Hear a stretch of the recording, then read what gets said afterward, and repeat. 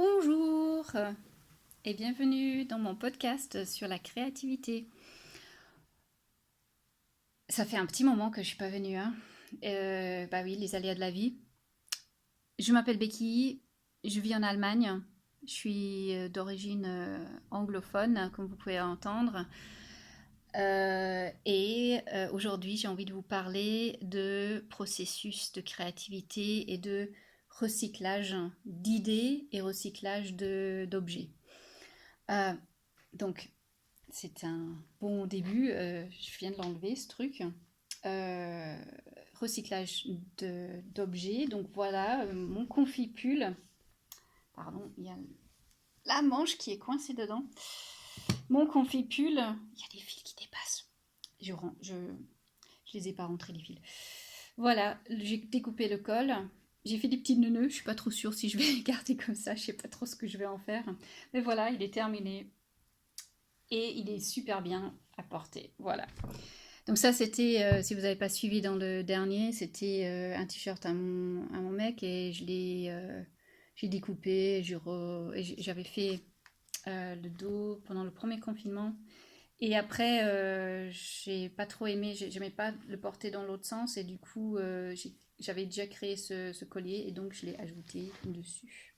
Et voilà, il est terminé, je vais pouvoir le porter parce que bah, le temps, ça a changé. Et donc c'est parfait pour la mi-saison. Autre chose que j'ai fait, mais il y a longtemps, c'est ce que je porte, c'est un t-shirt. Donc ce tissu, il a une histoire. Comme beaucoup de mes vêtements et des objets que je porte, il y a une histoire derrière. Et c'est ce que j'aime dans les objets que j'ai autour de moi ou que je décide de mettre, c'est les histoires. C'est pas juste des choses que j'ai achetées à droite, à gauche, vite fait ou sans réfléchir. Souvent, pas tout, hein. J'ai des basiques qui servent ce rôle-là, mais des choses que je décide de porter, ça a une histoire. Donc, pour l'histoire de ce t-shirt, le tissu il vient d'Ascot. Donc, c'était une collègue quand je bossais dans une école internationale à Ascot en Angleterre. Et elle, Célina, elle était la art teacher. Et dans son... Ça, c'était pendant l'été, et puis pendant son travail normal, elle est en fait costume designer. Donc, elle fait des costumes pour le théâtre et ces choses-là. Et elle a vu ce tissu et elle a pensé à moi. Et je l'ai gardé longtemps, longtemps, longtemps. Et un jour, donc, l'idée de coudre m'a prise, pardon. Et ma mère venait de m'offrir une nouvelle machine parce que mon ancienne machine était cassée. Et je m'étais dit, ça y est, je vais me mettre à coudre du stretch. J'ai acheté l'aiguille, j'ai potassé, j'ai acheté un livre en allemand et dont ce t-shirt, c'est un patron qui vient de ce bouquin. J'ai découpé les morceaux et après, comme j'avais deux enfants en bas âge, j'arrivais pas à trouver le moment ou le temps ou même l'espace dans ma tête. Ça aurait été facile à coudre, hein. Franchement, c'est juste ça. Ça, et j'aurais pu faire les bords aussi, mais j'ai décidé de ne pas les faire parce que j'ai finalement décidé de coudre tout ça à la main. Comme je passais beaucoup de temps dans les Spielplatz, donc les parcs, les aires de jeu pour les enfants, et ben, je me suis dit, quelque chose de transportable, ceci est transportable. Et donc, j'ai cousu tout ça à la main, ici, ici et là-haut. Et donc vous pouvez voir, bon, les points, on les voit, mais j'ai décidé de faire un point zigzag, comme ça c'est un peu extensible. Et je vais vous montrer, ouais, est-ce qu'on va les voir? Ici et ici, mes points zigzag à la main. Et c'était vachement bien en fait, parce que pendant qu'elle jouait, j'avais les mains occupées, c'est un petit objet.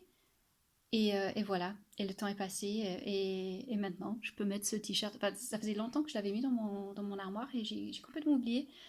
Et là, je viens de le retrouver, et je le porte, et j'apprécie la forme, la largeur, c'est confortable. Autre chose, vous avez peut-être vu si vous suivez mon Instagram, j'ai pris ce chemisier qui était à ma sœur, qui a une jolie dentelle, Et je l'avais teinte dans le premier confinement avec des noyaux. Ah, ça y est, je viens de trouver le mot. Je cherchais le mot stone, avocado stone, noyau d'avocat. Voilà. Donc, c'est des morceaux de noyau que j'ai découpés et la peau d'avocat. Et j'ai tracé une ligne là où je voulais coudre plus petit. Et ici, ça me sert, donc je déplace ça, ça me sert pour faire des petits points, pour faire mes coutures, bien de la même taille plus ou moins. Et voilà, donc je couds ça à la main aussi, parce que c'est pareil, je peux observer les enfants dehors, j'ai pas besoin de sortir la machine. Ça pourrait être vachement plus vite d'aller à la machine, mais finalement, bah, c'est quoi le but? J'ai pas besoin de ce chemisier, mais voilà, ça me fait plaisir et j'ai l'impression qu'à chaque petit point que je fais, je, je ralentis. Donc voilà, un jour ce sera terminé. Il faudra que je la repasse parce qu'il faut que je trace la ligne de l'autre côté. J'ai pas encore. C'est un petit peu trop fripé, donc il va falloir que je repasse ou que je tire dessus à l'arrache comme d'hab, quoi. Voilà. Et donc aujourd'hui, je vais vous parler de ce que j'ai fait hier. Hier, j'ai pris mon cahier, excusez-moi, mon cahier d'idées. Donc dedans, il y a des patrons de tricot, des patrons notamment de tricot. Et j'ai tourné la page et je suis arrivée à un point de mon cahier où j'ai écrit quelque chose que j'ai intitulé « À la poursuite d'une armoire qui me ressemble ». Si vous verrez mon armoire, c'est rempli de couleurs, c'est rempli de tissus de toutes les textures, les formes, enfin les, comment on appelle ça, patterns. Ça, j'ai pas trouvé le mot encore. Je cherche depuis un petit moment, j'arrive pas à trouver le mot. Donc je vais utiliser le mot anglais, patterns. C'est ça. Les rayures, les points, voilà. Et j'adore ça. Et donc, ce sont des vêtements que j'ai parfois depuis presque 30 ans. Parce que j'ai pas trop changé de morphologie depuis que je suis ado. Et j'ai aussi, comme je vous ai dit tout à l'heure, des histoires d'objets. Donc j'ai un petit gilet qui a des petits bonhommes dessus, des visages qui sourient ou qui font la tête. Et ce gilet, il a un bouton qui manque. Et ce bouton, il est tombé quasiment tout de suite après que je l'avais acheté.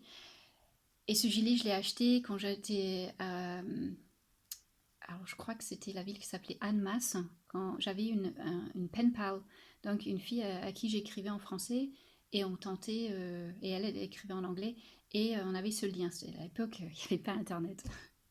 Et donc on s'envoyait des lettres, moi j'habitais aux Émirats, et elle habitait à côté d'Annemasse. Et un jour, un été, j'ai pu passer un été en France, et sa mère m'a dit, bon, on va aller faire des achats, je vous laisse choisir ce que vous voulez. Et elle m'a donné un budget. Et j'ai choisi ce gilet. Et elle m'a dit, mais tu peux prendre quelque chose de plus cher si tu veux. Je fais, non, je veux ce gilet. Ce gilet, je l'adore. Et voilà, il est trop grand pour moi, il a un bouton qui manque. Et je l'ai depuis que j'ai 13-14 ans, quoi. Donc, les histoires. Euh, Après, j'ai regardé aussi les choses que j'ai. Parfois, il n'y a pas d'histoire. Parfois, c'est des choses utiles ou parfois c'est des choses que j'ai trouvées à droite, à gauche, dans des magasins d'occasion. En fait, ce que j'aime beaucoup faire, enfin j'ai commencé ma poursuite de créer des choses plus sustainable. Pareil, je ne trouve pas le mot pour ça, sustainable, donc qui respecte l'environnement. Et, et aussi la poursuite de quelque chose pas minimaliste. Je pense pas que minimalisme me correspond parce que il y a des choses partout et je suis pas minimaliste dans ma tête, hein, j'ai des idées partout qui partent dans tous les sens. Donc ça me convient pas.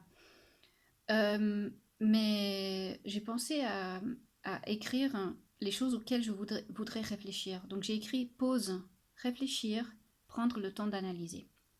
J'ai beaucoup analysé. Mon mec il me dit que j'analyse beaucoup.